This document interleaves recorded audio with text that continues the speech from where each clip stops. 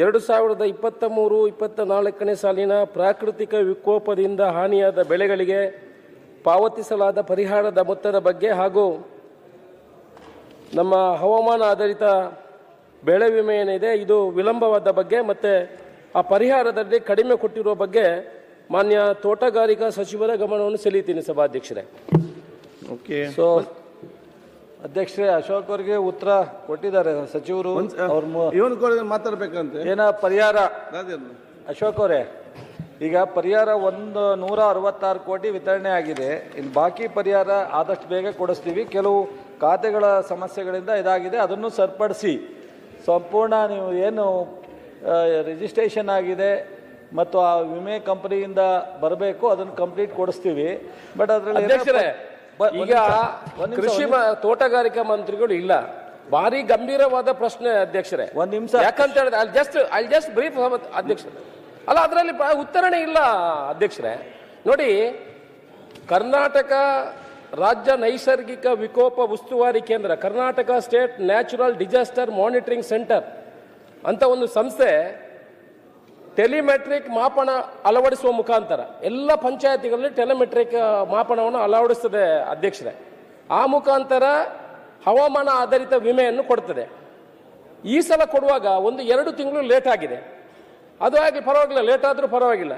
ಅವರು ಯಾವ ಮುಖಾಂತರ ಕೊಡ್ತಾರೆ ಅಂತ ಕೊಟ್ಟಿಲ್ಲ. ಇದು ಅಂಕಿಅಂಶ ಕೊಡ್ತೀನಿ ಸಭಾಧ್ಯಕ್ಷರೇ. ನೋಡಿ, 2023ರಲ್ಲಿ 3284 ಮಿಲಿಮೀಟರ್ ಮಳೆ ಆಗಿದೆ. ಆಗ 1 ಎಕರೆ ಜಾಗ ಇದ್ದವನಿಗೆ, 2.5 ಎಕರೆ ಜಾಗ ಇದ್ದವನಿಗೆ 6,400 ಪ್ರೀಮಿಯಂ ಕೊಟ್ಟಿದ್ದಾನೆ. ಅವನಿಗೆ 68,400, 10 ಪಟ್ಟು ಹೆಚ್ಚಳ ಅವನಿಗೆ ಬೆಳೆ ವಿಮೆ ಸಿಕ್ಕಿದೆ. 2024ರಲ್ಲಿ ಅದೇ 6,200 ಅದೇ ರೈತನು 6,800 ರೂಪಾಯಿ ಅವನು ಪ್ರೀಮಿಯಂ ಪೇಮೆಂಟ್ ಮಾಡಿದ್ದಾನೆ. ಅವನಿಗೆ 4,500 ರೂಪಾಯಿ ಸಿಕ್ಕಿದೆ ಸಭಾಧ್ಯಕ್ಷರೇ. ಅಂದ್ರೆ ಪ್ರೀಮಿಯಂ ಕಟ್ಟಿದಿಂದ ಕಡಿಮೆ ಬಂದಿದೆ ರೈತರಿಗೆ. ಇದೇ ರೀತಿ ಇನ್ನೊಬ್ಬರು 1 ಎಕರೆ ಜಾಗ ಇದ್ದವರು 3,500 ರೂಪಾಯಿ ಕಟ್ಟಿದ್ದಾರೆ. 2023ರಲ್ಲಿ 35,000 ರೂಪಾಯಿ ಸಿಕ್ಕಿದೆ, 10 ಪಟ್ಟು ಜಾಸ್ತಿ ಸಿಕ್ಕಿದೆ. ಈ ಸಲ 3,500 ರೂಪಾಯಿ ಕಟ್ಟಿದ್ದಾರೆ, ಅವರಿಗೆ 24,000 ಸಿಕ್ಕಿದೆ ಸಭಾಧ್ಯಕ್ಷರೇ. ಯಾಕೆ ವ್ಯತ್ಯಾಸ ಆಗಿದೆ ಅಂತ ಗೊತ್ತಿಲ್ಲ. ಅದು ಹೇಳ್ತೀನಿ, ಮಳೆ ಯಾವ ರೀತಿ ಬೀಳ್ತದೆ ಅದರ ಪ್ರಕಾರ ಇವರು ಹವಾಮಾನ ಆಧಾರಿತ ವಿಮೆ ಕೊಡ್ತೀನಿ ಅಂತ ಹೇಳ್ತಾರೆ.